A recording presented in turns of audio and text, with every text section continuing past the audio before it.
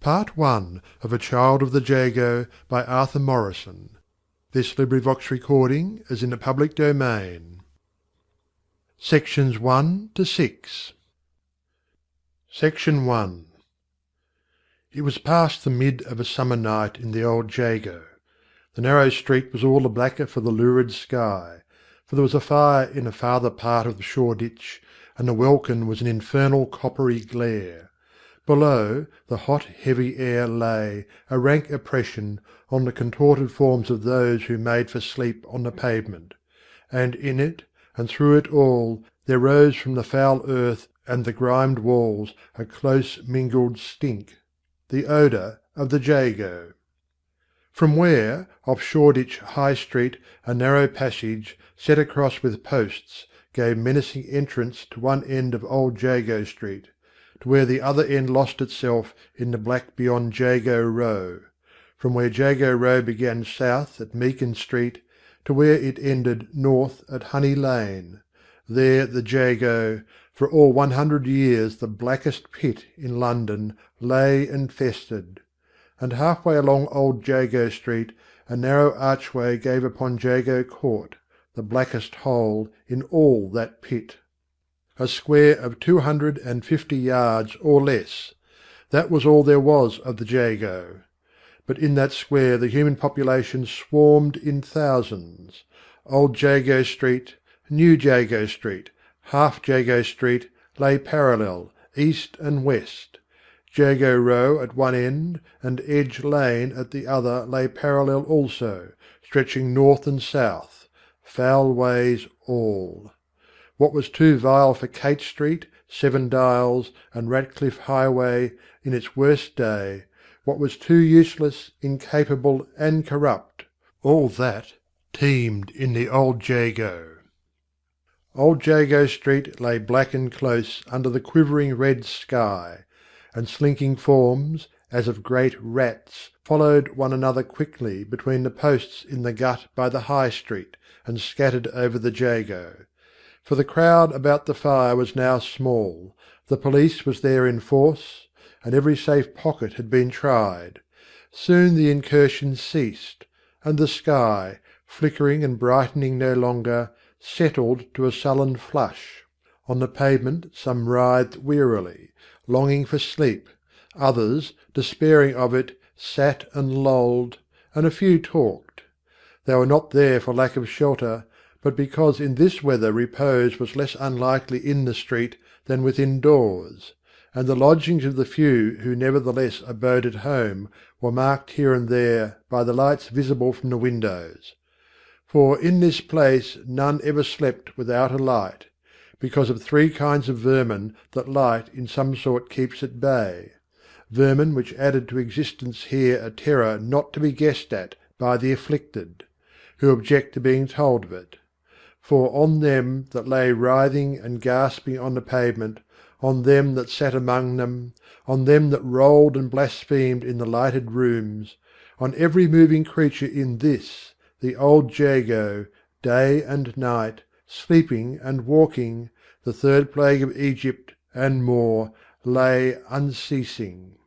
The stifling air took a further oppression from the red sky. By the dark entrance to Jago Court a man rose, flinging out an oath, and sat with his head bowed in his hands. He said, "I wish I was dead, and kept a coffee shop." He looked aside from his hands at his neighbours, but Kiddo Cook's ideal of heaven was no new thing, and the sole answer was a snort from a dozing man a yard away. Kiddo Cook felt in his pocket and produced a pipe and a screw of paper. "This is a bleedin' unsocial sort of evening party, this is," he said, "and here's the only real toff in the mob, with hardly half a pintful left, and no lights. You hear me, Lord?" Leaning towards the dozing neighbour.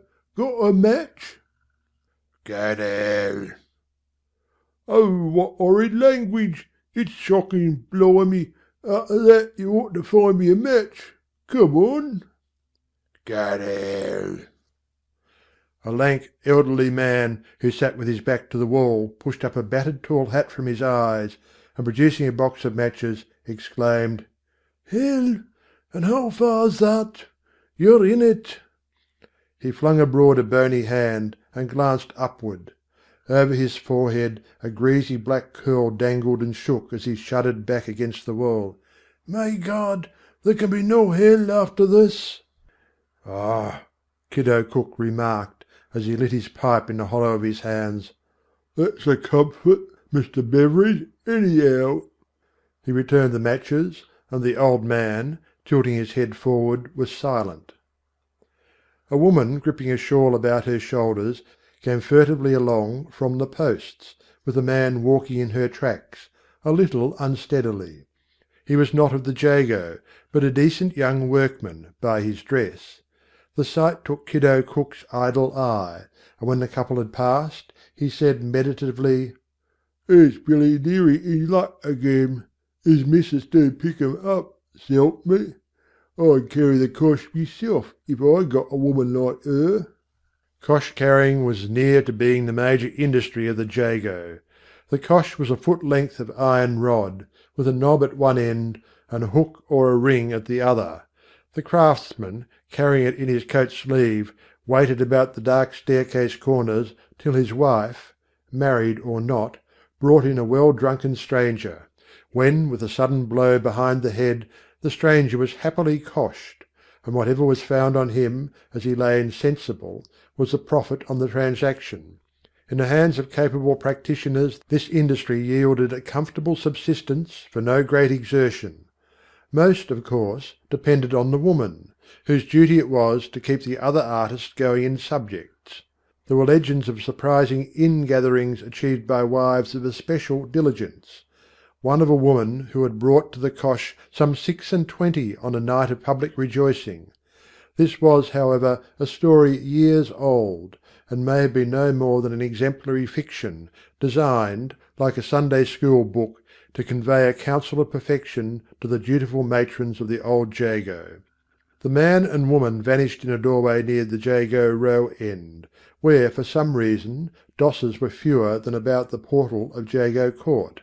There conversation flagged, and a broken snore was heard.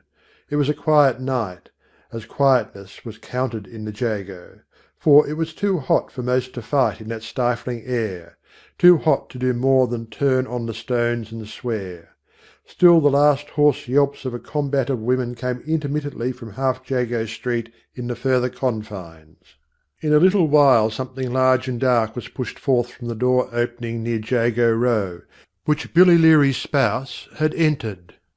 The thing rolled over and lay tumbled on the pavement, for a time unnoted.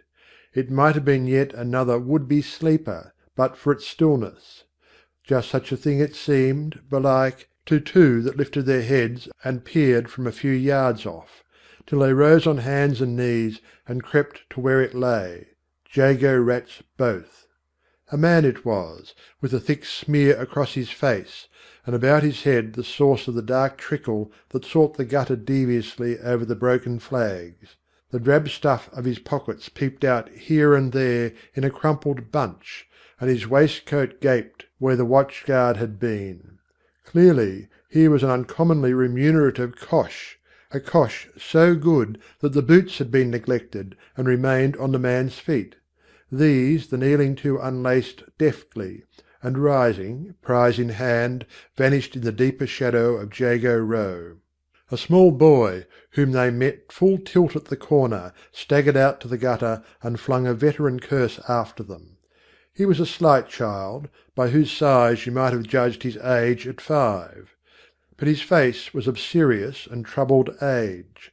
One who knew the children of the Jago and could tell, might have held him 8, or from that to 9. He replaced his hands in his trousers pockets and trudged up the street. As he brushed by the coshed man he glanced again towards Jago Row, and jerking his thumb that way, "Done him for his boots," he piped. But no one marked him till he reached Jago Court, when old Beveridge, pushing back his hat, once more called sweetly and silkily, "Dicky Perrott," and beckoned with his finger. The boy approached, and as he did so the man's skeleton hand suddenly shot out and gripped him by the collar. "It never does to see too much," Beveridge said, in a series of shouts close to the boy's ear. "Now go home," he added in a more ordinary tone, with a push to make his meaning plain, and straightway relapsed against the wall. The boy scowled and backed off the pavement. His ragged jacket was coarsely made from one much larger, and he hitched the collar over his shoulder as he shrank toward a doorway some few yards on. Front doors were used merely as firewood in the old Jago, and most had been burnt there many years ago. If, perchance, one could have been found still on its hinges, it stood ever open, and probably would not shut. Thus, at night, the Jago doorways were a row of black holes, foul and forbidding. Dicky Perrott entered his hole with caution, for anywhere, in the passage and on the stairs, somebody might be lying drunk, against whom it would be unsafe to stumble. He found nobody, however, and climbed and reckoned his way up the first stair-flight with the necessary regard for the treads that one might step through and the rails that had gone from the side. Then he pushed open the door of the first floor back and was at home. A little heap of guttering grease, not long ago a candle end, stood and spread on the mantelpiece, and gave irregular light from its drooping wick. A thin-railed iron bedstead, bent and staggering, stood against a wall, and on its murky coverings a half-dressed woman sat, and neglected a baby that lay by her, grieving and wheezing. The woman had a long dolorous face, empty of expression and weak of mouth. "Where you been, Dicky?" she asked, rather complaining than asking. "It's sich low hours for a boy." Dicky glanced about the room. "Got anything to eat?" he asked. "I dunno," she answered listlessly. "Perhaps there's a bit of bread in the cupboard. I don't want nothing. It's so hot. And father ain't been home since tea-time." The boy rummaged and found a crust. Gnawing at this, he crossed to where the baby lay. "Hullo, Louie," he said, bending and patting the muddy cheek. "Hullo." The baby turned feebly on its back and set up a thin wail. Its eyes were large and bright, its tiny face was piteously flea-bitten and strangely old. "Why, she's hungry, mother," said Dicky Perrott, and took the little thing up. He sat on a small box and rocked the baby on his knees, feeding it with morsels of chewed bread. The mother, dolefully inert, looked on and said, "She's that backward, I'm quite wore out. More'n 10 months old, and don't even cry out. It's been a never-ending trouble, is children." She sighed and presently stretched herself on the bed. The boy rose, and carrying his little sister with care, for she was dozing, essayed to look through the grimy window. The dull flush still spread overhead, but Jago Court lay darkling below, with scarce a sign of the ruinous backyards that edged it on this and the opposite sides, and nothing but blackness between. The boy returned to his box and sat. Then he said, "I don't suppose father's having a sleep outside, eh?"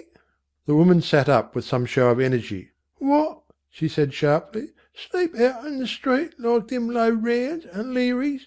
I should hope not. It's bad enough living here at all, and me being used to different things once, and all. You ain't seen him outside, have ye?" "No, I ain't seen him. I just looked in the court." Then after a pause, "I hope he's done a click," the boy said. His mother winced. "I dunno what you mean, Dicky," she said, but falteringly.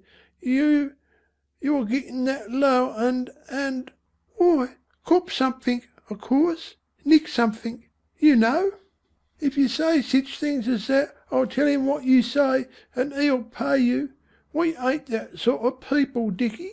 You ought to know I was always kept respectable and straight all my life, I'm sure, I know. You said so before to father. I card. When he brought home that there yellow prop, the necktie pin. Why, where you get that? He ain't had a job for months and bumps.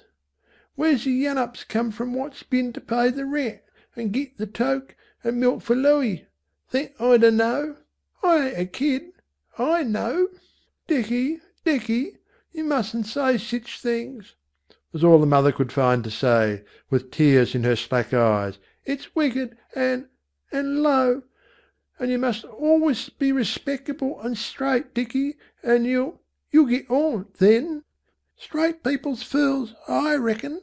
Kiddo Cook says that, and he's as white as Broad Street. When I grow up, I'm going to get toffs clothes and be in the high mob. They does big licks. They get put in a dark prison for years and years, Dicky, and if you're sich a wicked low boy, father'll give you the strap. 'Ard," the mother returned, with what earnestness she might. "Give me the baby, and you go to bed. Go on, 'fore father comes." Dicky handed over the baby, whose wizened face was now relaxed in sleep, and slowly disencumbered himself of the ungainly jacket, staring at the wall in a brown study. "It's the mugs what git took," he said absently, "and courting ain't so bad." Then after a pause he turned and added suddenly, "'Spose father'll be smugged one day, mother?" His mother made no reply, but bent languidly over the baby, with an indefinite pretence of settling it in a place on the bed. Soon Dicky himself, in the short and ragged shirt he had worn under the jacket, burrowed head first among the dingy coverings at the foot, and protruding his head at the other side, took his accustomed place crosswise at the extreme end.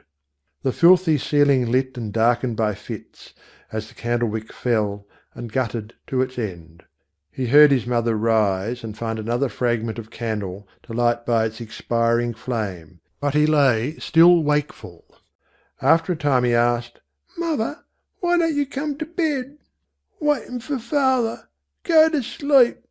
He was silent for a while, but brain and eyes were wide awake, and soon he spoke again. "Them no one's in the front room," he said. "Ain't the man give his wife a hidin' yet?" "No." "Nor yet the boy? Humpy backed un?" "No." "Seems they're mighty particular. Fancy theirselves too good for their neighbours. I heard Pigeony Poll say that, only Poll said, 'You mustn't never listen to Pigeony Poll, Dicky. Ain't you heard me say so? Go to sleep. Here comes father." There was, indeed, a step on the stairs, but it passed the landing and went on to the top floor. Dicky lay awake, but silent, gazing upward and back through the dirty window just over his head. It was very hot, and he fidgeted uncomfortably, fearing to turn or toss, lest the baby should wake and cry. There came a change in the hue of the sky, and he watched the patch within his view, until the red seemed to gather in spots, and fade a spot at a time. Then alas there was a tread on the stairs that stayed at the door, and father had come home. Dicky lay still and listened. "Lor, Josh, where you been?" Dicky heard his mother say. "I'm almost wore out a waitin'." "All right, all right." This in a hoarse grunt, little above a whisper. "Got any water up here?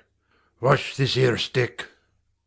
There was a pause, wherein Dicky knew his mother looked about her in vacant doubt as to whether or not water was in the room. Then a quick undertoned scream, and the stick rattled heavily on the floor. "It's Dicky," his mother said. "Oh Gord, Josh, look at that! And bits of hair too!" The great shadow of an open hand shot up across the ceiling and fell again. "Oh Josh! Oh my Gord! You ain't, have ye? No, no, not that." "Not what? God blimey, not what? Shut a mouth. If a man fights, you've got to fight back, ain't you? Anyone 'ud think it was a murder to look at ye. I ain't sich a damn fool as that. Here, pull up that board." Dicky knew the loose floor-board that was lifted with a slight groaning jar. It was to the right of the hearth, and he had shammed sleep when it had been lifted once before. His mother whimpered and cried quietly. "You'll get in trouble, Josh," she said. "I wish you'd get a reg'lar job, Josh, like what you used. I do, I do." The board was shut down again. Dicky Perrott through one opened eye saw the sky a pale grey above, and hoped the click had been a good one, hoped also that it might bring a bullock's liver for dinner. Out in the Jago the pale dawn brought a cooler air and the chance of sleep. From the paving of Old Jago Street sad grey faces, open-mouthed, looked upward as from the valley of dry bones. Down by Jago Row the coshed subject, with the blood dry in his face, felt the colder air, and moved a leg. Section 2. 3/4 of a mile east of the Jago's outermost limits was the East End Elevation Mission and Pansophical Institute. Such was the amazing success whereof, that a new wing had been built and was now to be declared open by a bishop of great eminence and industry. The triumphs of the East End Elevation Mission and Pansophical Institute were known and appreciated far from East London by people who knew less of that part than of Asia Minor. Indeed, they were chiefly appreciated by these. There were kept, perpetually on tap for the aspiring East Ender, the higher life, the greater thought, and the wider humanity, with other radiant abstractions, mostly in the comparative degree, specifics all for the manufacture of the superior person. There were many lectures given on still more subjects. Pictures were borrowed and shown, with revelations to the uninformed of the morals ingeniously concealed by the painters. The uninformed were also encouraged to debate and to produce papers on literary and political matters, while still unencumbered with the smallest knowledge thereof, for the enlargement of the understanding and the embellishment of the intellect. And there were classes, and clubs, and newspapers, and games of draughts, and musical evenings, and a brass band, whereby the life of the hopeless poor might be coloured, and the misery of the submerged alleviated. The wretches who crowded to these benefits were tradesmen's sons, small shopkeepers and their families, and neat clerks, with here and there a smart young artisan of one of the especially respectable trades. They freely patronised the clubs, the musical evenings, the brass band, and the bagatelle board, and those who took themselves seriously debated and mutually improved with pomp. Others, subject to savage fits of wanting to know, made short rushes at random evening classes, with intervals of disgusted apathy. Altogether, a number of decently dressed and manly young men passed many evenings at the Pansophical Institute in harmless pleasures, and often with an agreeable illusion of intellectual advance. Other young men, more fortunately circumstanced, with the educational varnish fresh and raw upon them, came from afar, equipped with a foreign mode of thought and a proper ignorance of the world and the proportions of things, as missionaries. Not without some anxiety to their parents, they plunged into the perilous deeps of the East End, to struggle, for a fortnight, with its suffering and its brutishness. So they went among the tradesmen's sons and the shopmen, who endured them as they endured the nominal subscription, and they came away with a certain relief, and with some misgivings as to what impression they had made, and what they had done to make it. But it was with knowledge and authority that they went back among those who had doubted their personal safety in the dark region.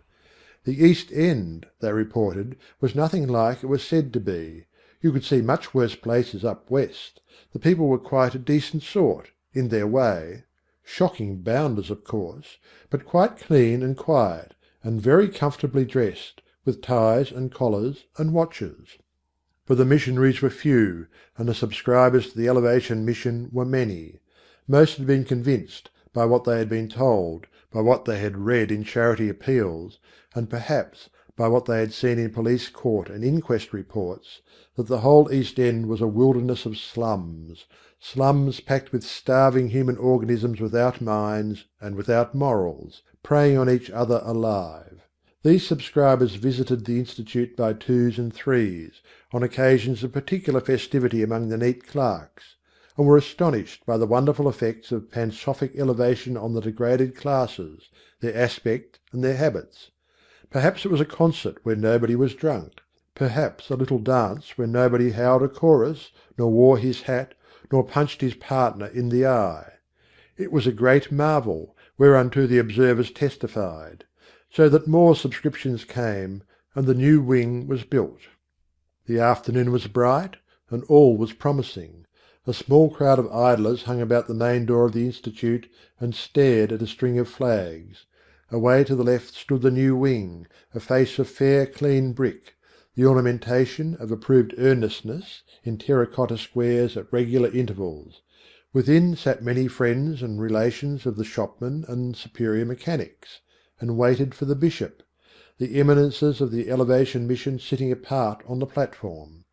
Without, among the idlers, waited Dicky Perrott. His notions of what were going on were indistinct, but he had a belief, imbibed through rumour and tradition, that all celebrations at such large buildings were accompanied by the consumption, in the innermost recesses, of cake and tea. Even to be so near cake was something. In Shoreditch High Street was a shop where cake stood in the window in great slabs, one slab over another, to an incalculable value. At this window, against it as near as possible, his face flattened white, Dicky would stand till the shopkeeper drove him off, till he had but to shut his eyes to see once more, in the shifting black, the rich yellow sections with their myriad raisins. Once a careless errand-boy, who had bought a slice, took so clumsy a bite as he emerged that near a third of the whole piece broke and fell, and this Dicky had snatched from the paving and bolted with, ere the owner quite saw his loss. This was a superior sort of cake, at a penny, but once he had managed to buy himself a slice of an inferior sort for a halfpenny, in Meakin Street. Dicky Perrott, these blessed memories in his brain, stood unobtrusively near the door, with the big jacket buttoned over as decently as might be, full of a desperate design, which was to get inside by whatsoever manner of trick or opportunity he might, and so, if it were humanly possible, to the cake. The tickets were being taken at the door by an ardent young elevator, one of the missionaries. Him, and all such washed and well-dressed people, Dicky had learnt to hold in serene contempt when the business in hand was dodging. There was no hurry. The elevator might waste his vigilance on the ticket-holders for some time yet, and Dicky knew better than to betray the smallest sign of a desire for entrance while his enemy's attention was awake. Carriages drew up, and yielded more eminences. Toward the end the bishop himself, whom Dicky observed but as a pleasant-looking old gentleman in uncommon clothes, and on whom he bestowed no more thought than a passing wonder at what might be the accident to his hat which had necessitated its repair with string.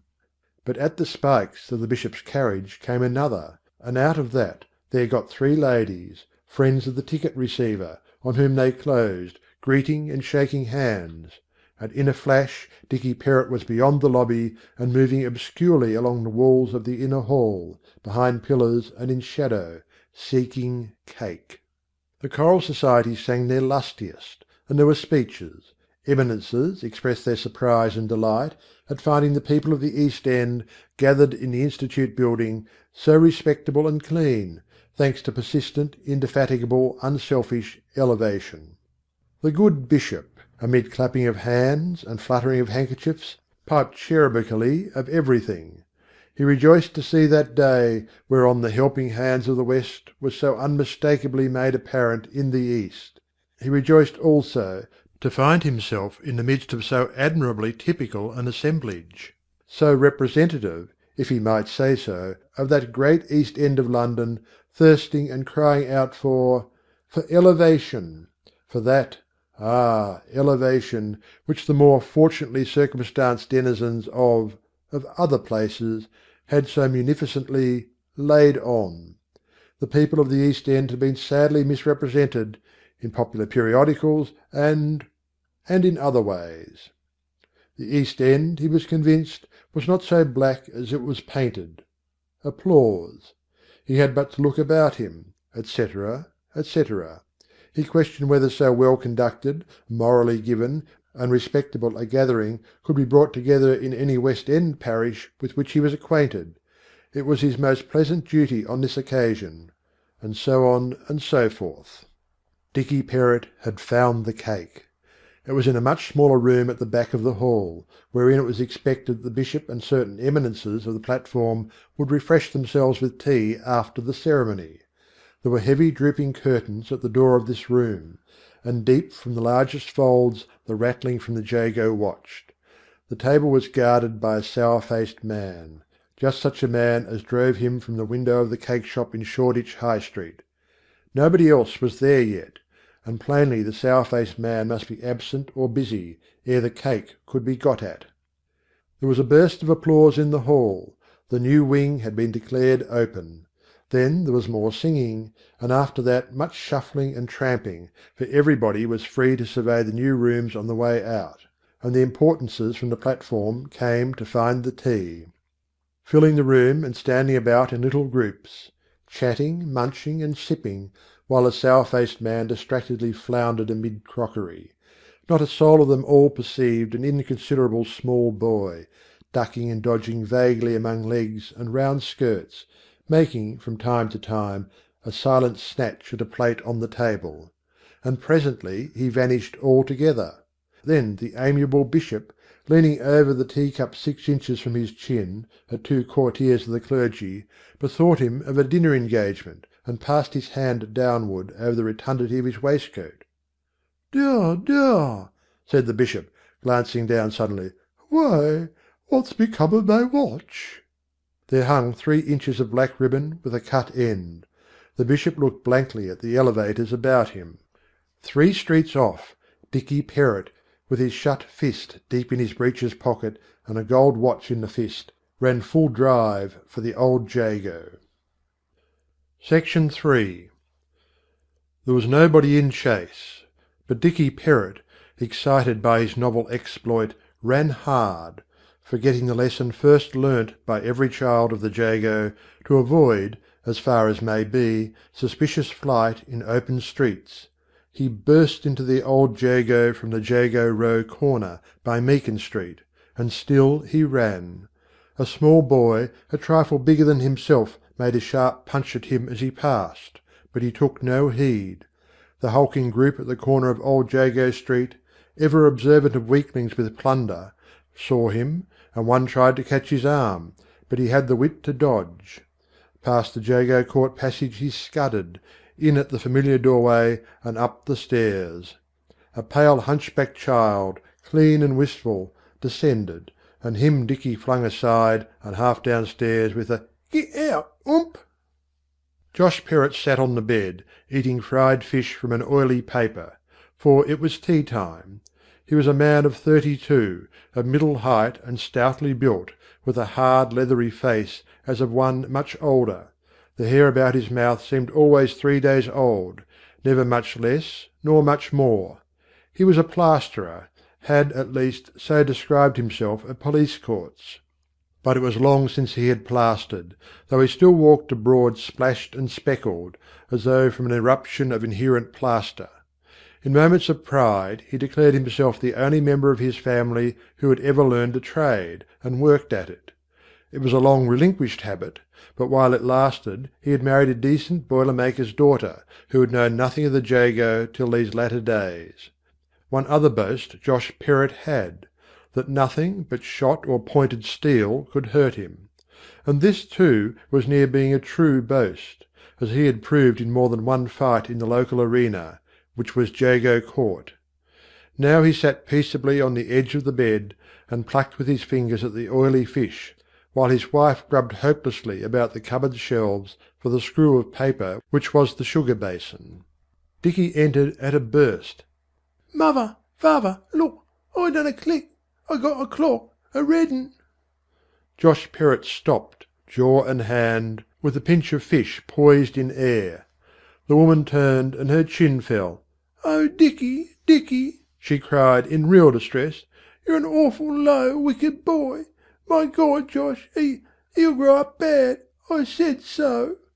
Josh Perrott bolted the pinch of fish, and sucked his fingers as he sprang to the door.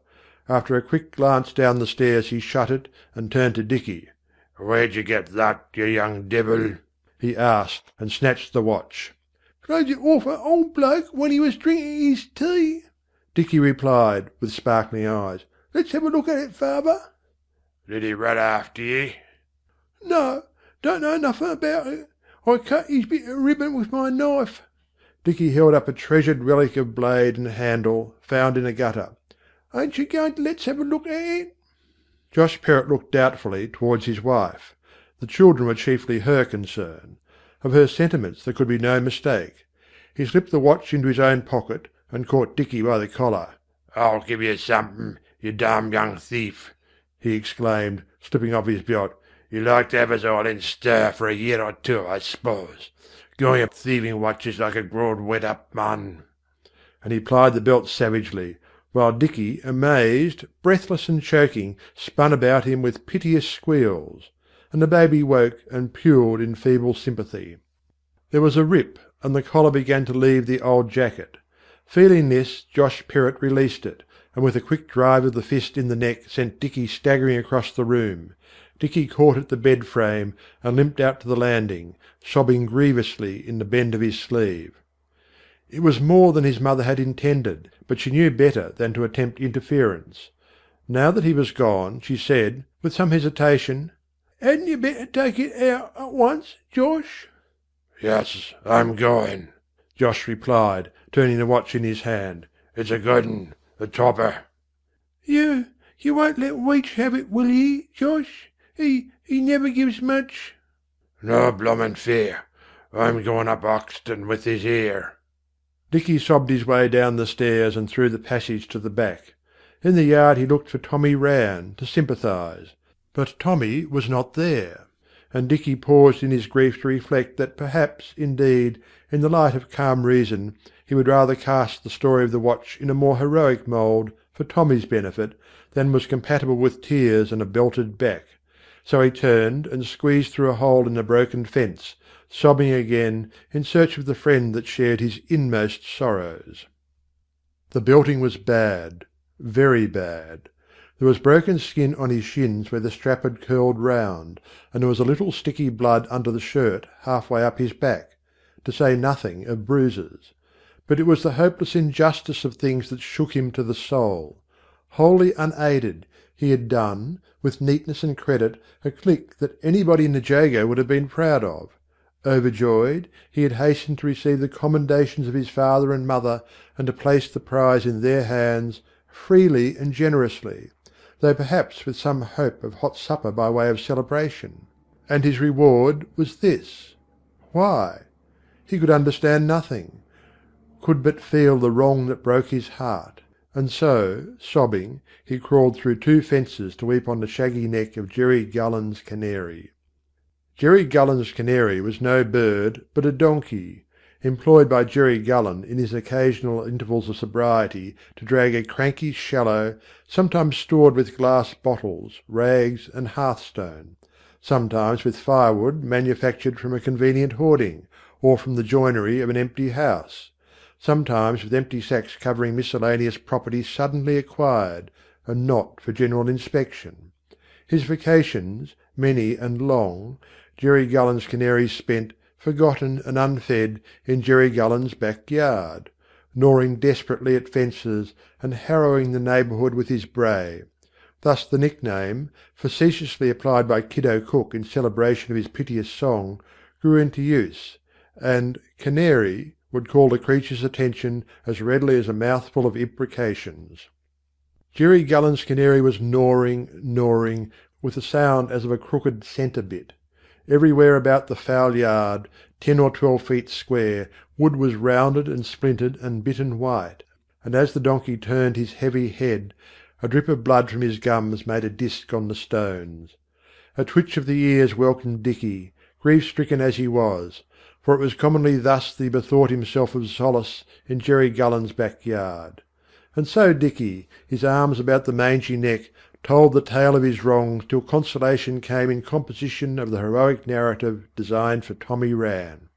"Oh, canary, it's a blasted shame." Section 4.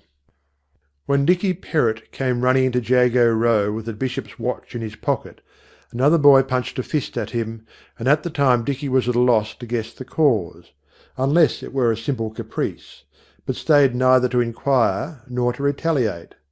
The fact was that the Ranns and the Learys were coming out, fighting was in the air, and the small boy, meeting another a trifle smaller, punched on general principles. The Ranns and the Learys, ever at war or in guarded armistice, were the great rival families, the Montagues and the Capulets, of the old Jago. The Learys, indeed, scarce pretended to rivalry, rather to factious opposition, for the Ranns gloried in the style and title of the Royal Family, and dominated the Jago. But there were mighty fighters, men and women, among the Learys, and when a combat arose it was a hard one and an animated. The two families ramified throughout the Jago, and under the Rann standard, whether by kin or by custom, were the Gullens, the Fishers, the Spicers, and the Walshes, while in the Leary train came Dawsons, Greens, and Harnwells, so that near all the Jago was wont to be on one side or the other, and any of the Jago which was not, was apt to be the worse for it. For the Ranns drubbed them all that were not of their faction in the most thorough and most workmanlike manner, and the Learys held by the same practice, so that neutrality meant double drubbing. But when the Ranns and Learys combined, and the old Jago issued forth in its entire might against Dove Lane, then the battle was won to go miles to see. This, however, was but a Rann and Leary fight, and it was but in its early stages when Dicky Perrott, emerging from Jerry Gullen's backyard, made for Shoreditch High Street by way of the Posties, the passage with posts at the end of Old Jago Street. His purpose was to snatch a handful of hay from some passing waggon, or of mixed fodder from some unguarded nose-bag, wherewith to reward the sympathy of Jerry Gullen's canary. But by the Tosties at the Edge Lane corner, Tommy Rann, capless, and with a purple bump on his forehead, came flying into his arms, breathless, exultant, a babbling braggart. He had fought Johnny Leary and Joe Dawson, he said, one after the other, and pretty nigh broke Johnny Leary's blasted neck, and Joe Dawson's big brother was after him now with a bleedin' shovel. So the two children ran on together, and sought the seclusion of their own backyard, where the story of Johnny Rann's prowess, with scales and the poundings of imaginary foes, and the story of the Bishop's watch, with suppressions and improvements, mingled and contended in the thickening dust, and Jerry Gullen's canary went forgotten and unrequited. That night fighting was sporadic and desultory in the Jago. Bob the Bender was reported to have a smashed nose, and Sam Cash had his head bandaged at the hospital. At the Bag of Nails in Edge Lane, Snob Spicer was knocked out of knowledge with a quart pot, and Cocko Harnwell's missus had a piece bitten off of one ear. As the night wore on, taunts and defiances were bandied from window to door, and from door to window, between those who intended to begin fighting tomorrow, and shouts from divers corners gave notice of isolated scuffles. Once a succession of piercing screams seemed to betoken that Sally Green had begun. There was a note in the screams of Sally Green's opposites which the Jago had learnt to recognise. Sally Green, though of the weaker faction, was the female champion of the old Jago, an eminence won and kept by fighting tactics peculiar to herself. For it was her way, reserving teeth and nails, to wrestle closely with her antagonist, throw her by a dexterous twist on her face, and fall on her, instantly seizing the victim's nape in her teeth, gnawing and worrying. The sufferers' screams were audible afar, and beyond their invariable eccentricity of quality, a quality vaguely suggestive of dire surprise, they had mechanical persistence, a pump-like regularity that distinguished them, in the accustomed ear, from other screams. Josh Perrott had not been home all the evening. Probably the Bishop's watch was in the course of transmutation into beer. Dicky, stiff and domestically inclined, nursed Louis and listened to the noises without till he fell asleep, in hopeful anticipation of the morrow, for Tommy Rann had promised him half of a broken iron railing wherewith to fight the Learys. Section 5.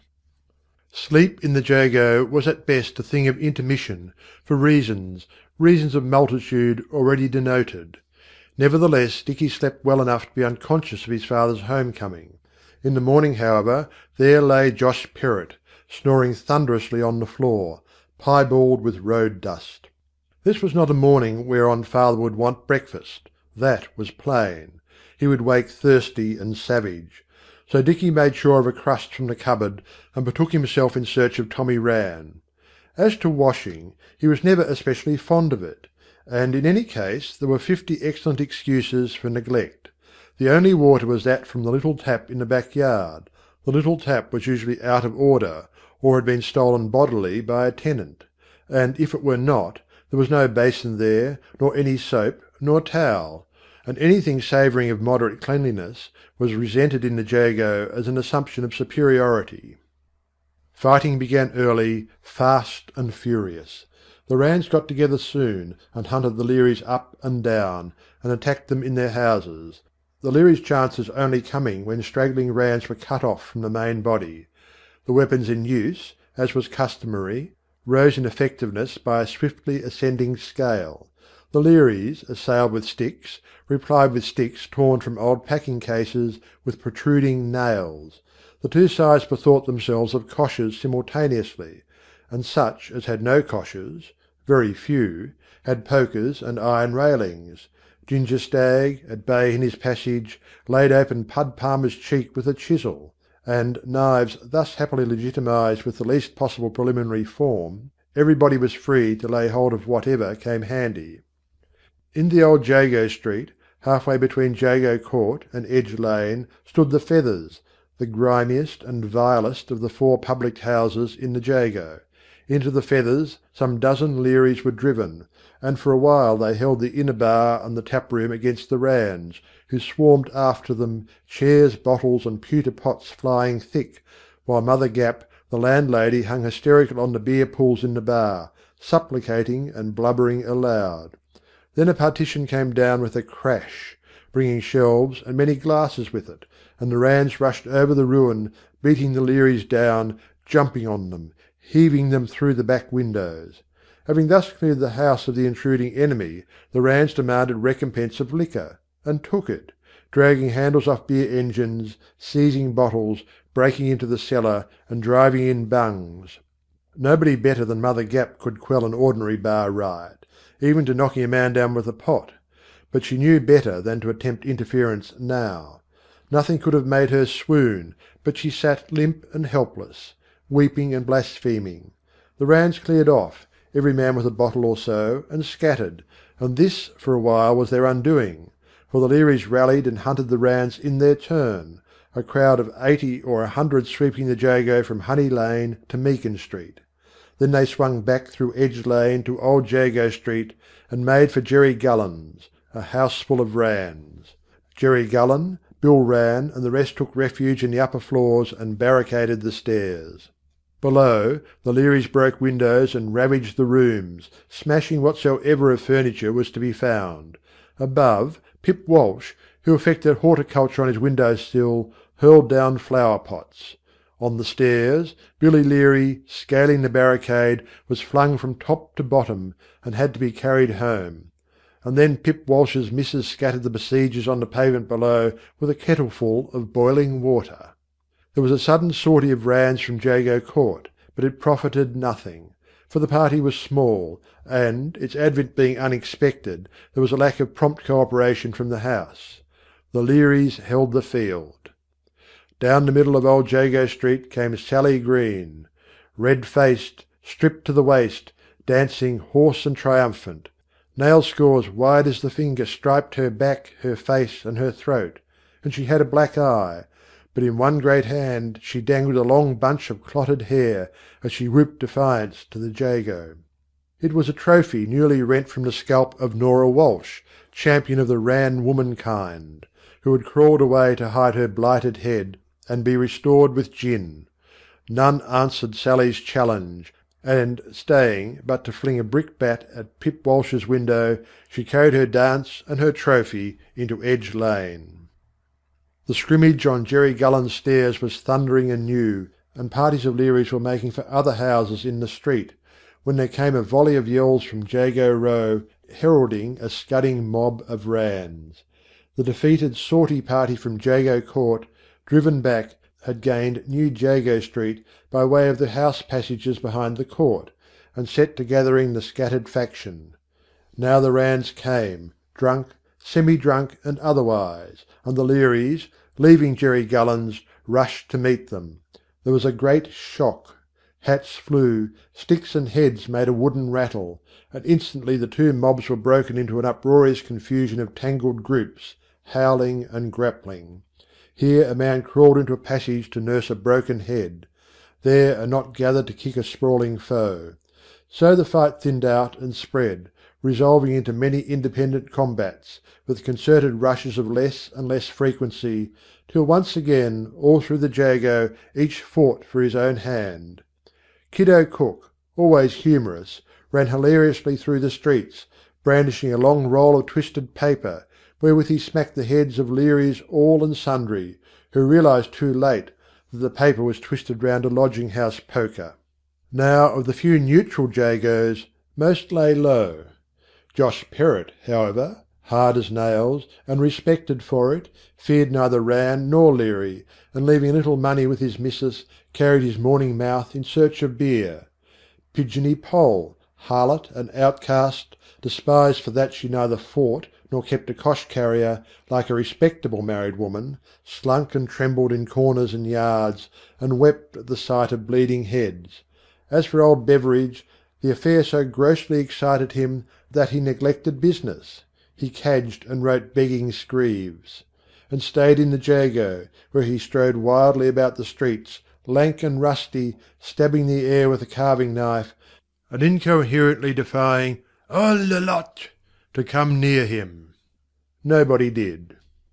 Dicky Perrott and Tommy Rann found a snug fastness in Jago Row, for there was a fence with a loose board, which, pushed aside, revealed a hole wherethrough a very small boy might squeeze, and within were stored many barrows and shallows, mostly broken, and of these one, tilted forward and bottom up, made a hut or den, screened about with fence and barrows.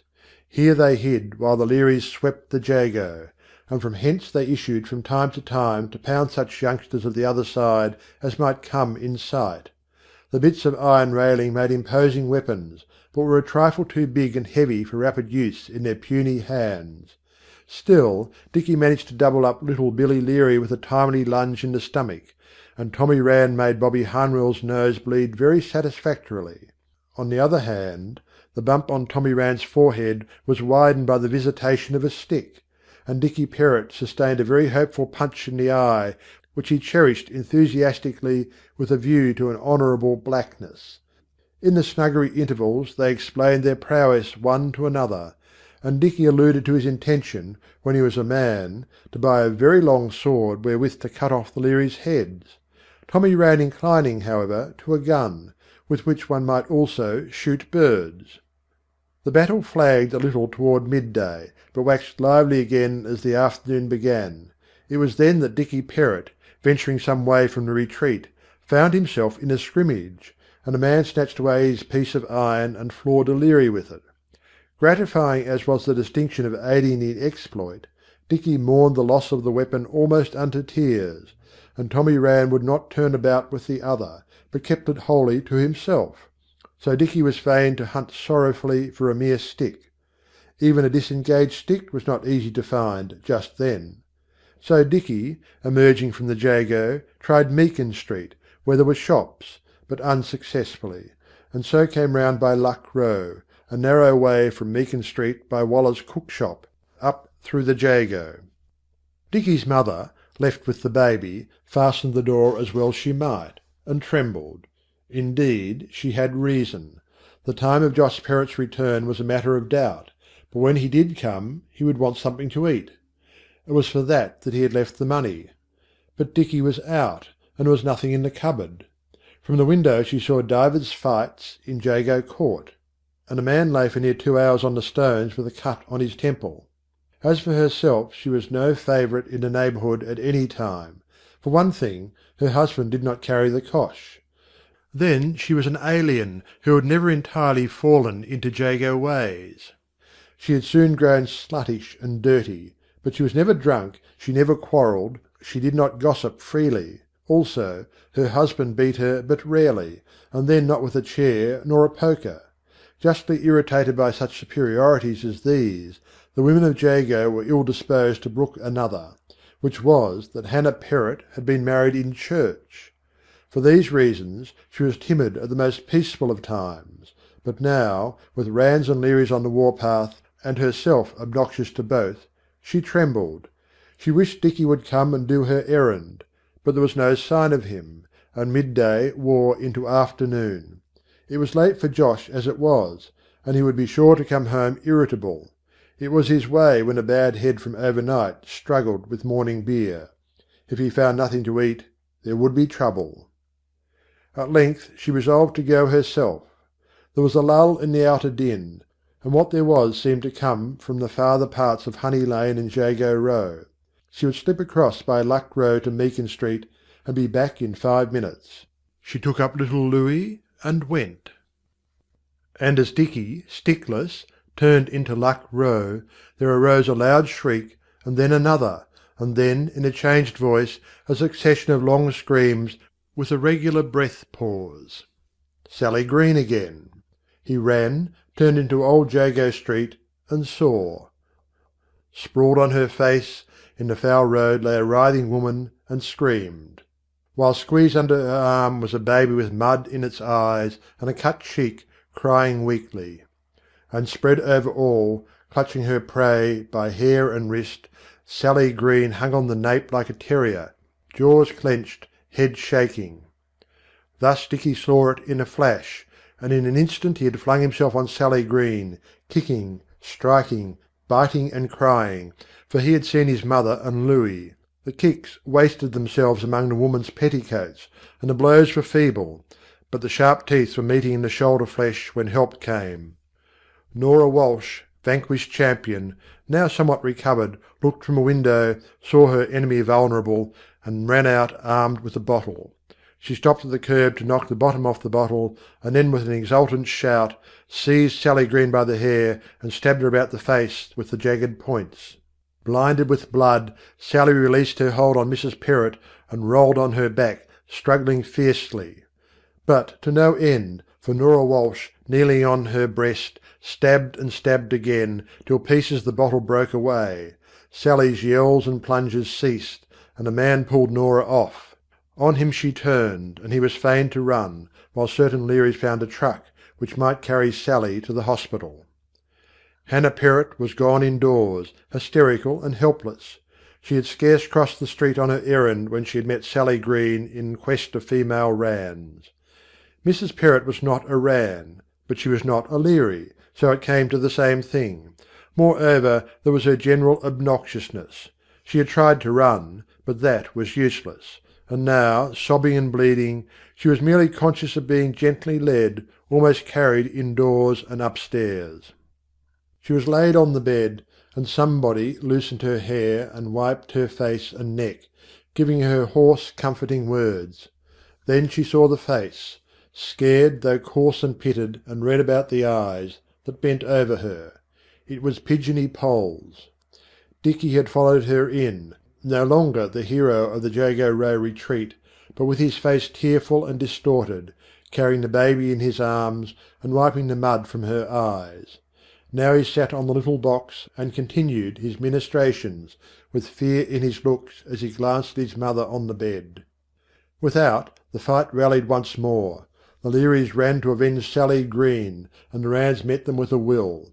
Down by the bag of nails, a party of Ranns was driven between the posts and through the gut into Shoreditch High Street, where a stand was made until Fag Dawson dropped with a shoemaker's knife sticking under his armpit. Then the Ranns left, with most of the Learys after them, and Fag Dawson was carried to a chemist's by the police, never to floor a Rann again, for he was chived in the left lung. Thus the fight ended. For a faction fight in the Jago, with a few broken heads and ribs, and an odd knife wound here and there, even with a death in the hospital from kicks or what not, was all very well. But when it came to homicide in the open High Street, the police drew the line, and entered the Jago in force. Ordinarily, a peep now and again from a couple of policemen between the posties was all the supervision the Jago had, although 3 policemen had been seen to walk the length of Old Jago Street together, and there were raids in force for special captures. There was a raid in force now, and the turmoil ceased. Nothing would have pleased both Ranns and Learys better than to knock over 2 or 3 policemen for kicking practice, but there were too many for the sport, and for hours they patrolled the Jago's closest passages. Of course nobody knew who chived Fag Dawson. No inquiring policeman ever found anybody in the old Jago who knew anything, even to the harm of his bitterest foes. It was the sole commandment that ran here. Thou shalt not nark. That night it was known that there would be a fight between Josh Perrott and Billy Leary once the latter grew well, for Josh Perrott came home, saw his wife, and turned Rann on the spot. But for the police in the Jago that night there would have been many a sore head, if no worse, among the Learys by visitation of Josh Perrott. Sally Green's husband had fled years ago, and Billy Leary, her brother, was the obvious mark for Josh's vengeance. He was near as eminent a fighter among the men as his sister among the women, and a charming scrap was anticipated. It would come off, of course, in Jago Court one Sunday morning, as all fights of distinction did, and perhaps somebody in the high mob would put up stakes. Section 6. In the morning the police still held the Jago.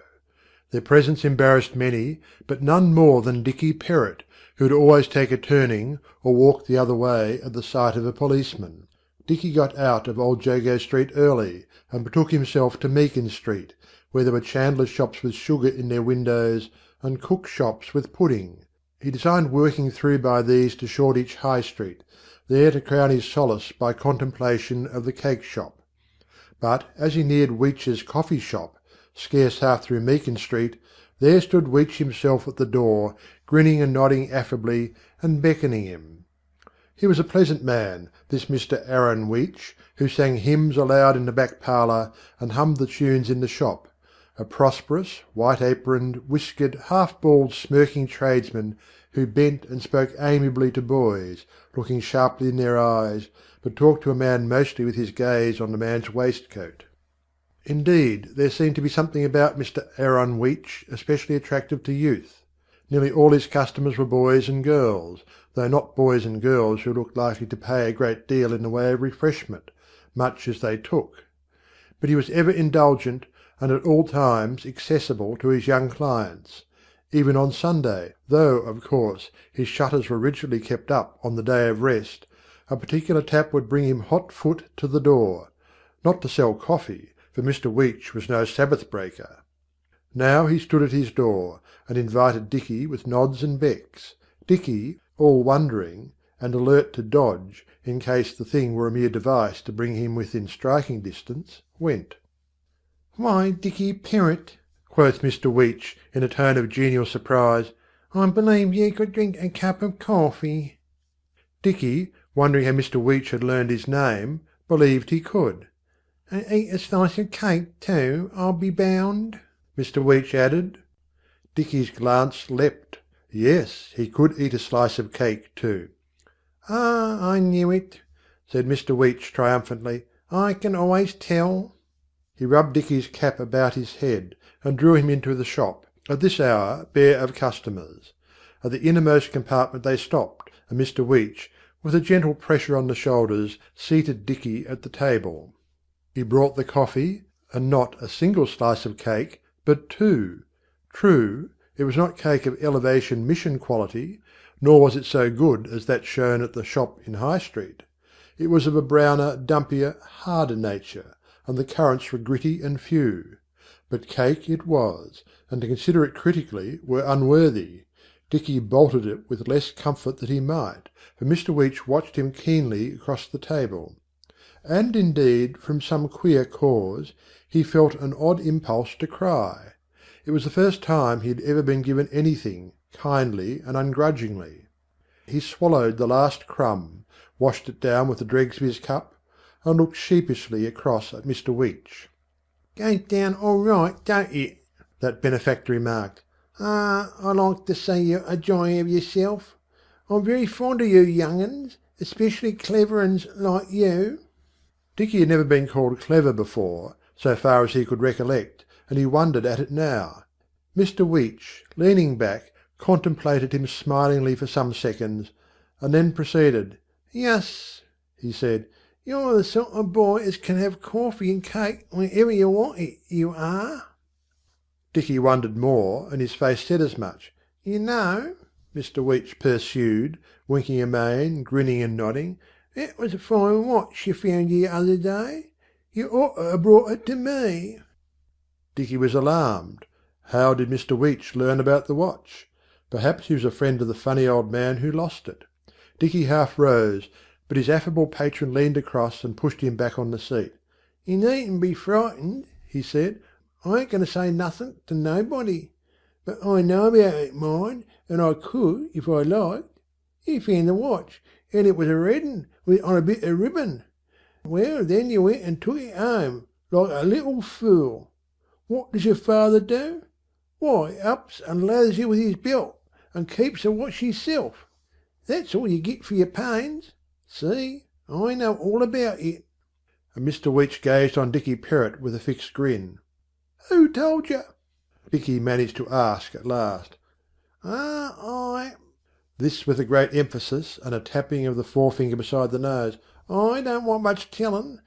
It ain't much as goes on here about I don't know of, never mind how. Perhaps I got a little bird as whispers. Perhaps I do it some other way. Anyhow, I know. It ain't no good any boy trying to do something unbeknownst to me, mind you." Mr Weech's head lay aside. His grin widened. His glance was sidelong. His forefinger pointed from his temple over Dicky's head, and altogether he looked so very knowing that Dicky shuffled in his seat. By what mysterious means was this new-found friend so well informed? The doubt troubled him, for Dicky knew nothing of Mr Aaron Weech's conversation an hour before with Tommy Rann. "But it's all right, bless you," Mr Weech went on presently.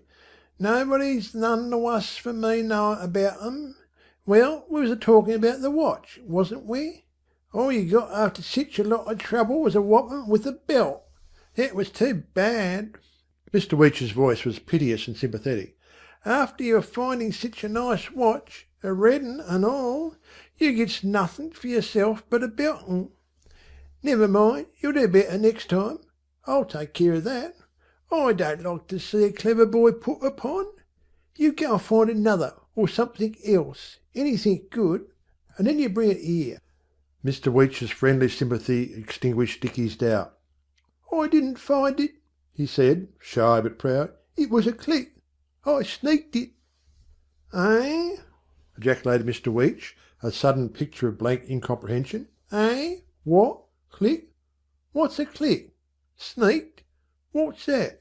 I don't know nothing about no talk of that sort, and I don't want to. It's my belief it means something wrong. But I don't know, and I don't want to. Hear that? Eh? Don't let me have no more of that, or you better not come near me again. If you find something, all right. You bring it to me, and I'll give you something for it, if it's any good. It ain't no business of anybody's where you find it, of course. I don't want to know. But clicks and sneaks, them's Greek to me, and I don't want to learn 'em. Understand that? Nice talk to respectable people, with your clicks and sneaks." Dicky blushed a little, and felt very guilty, without in the least understanding the offence. But Mr Weech's virtuous indignation subsided as quickly as it had arisen, and he went on as amiably as ever. "When you find anything," he said, "just like you found that watch, don't tell nobody, and don't let nobody see it. Bring it here quiet, when there ain't any policemen in the street, and come here right through the back of the shop, and say, 'I come to clean the knives.' Understand? I come to clean the knives. There ain't no knives to clean, it's only a way of telling me you've got something without other people knowing, and then I'll give you something for it. Money perhaps, or perhaps cake, or what not. Don't forget, I come to clean the knives. See?" Yes, Dicky understood perfectly, and Dicky saw a new world of dazzling delights. Cake, limitless cake, coffee, and the like whenever he might feel moved thereunto. But more than all, money, actual money, good broad pennies, perhaps whole shillings, perhaps even more still, money to buy bullock's liver for dinner, or tripe, or what you fancied, saveloys, baked potatoes from the can on cold nights, a little cart to wheel Louis in, a boat from the toy shop with sails.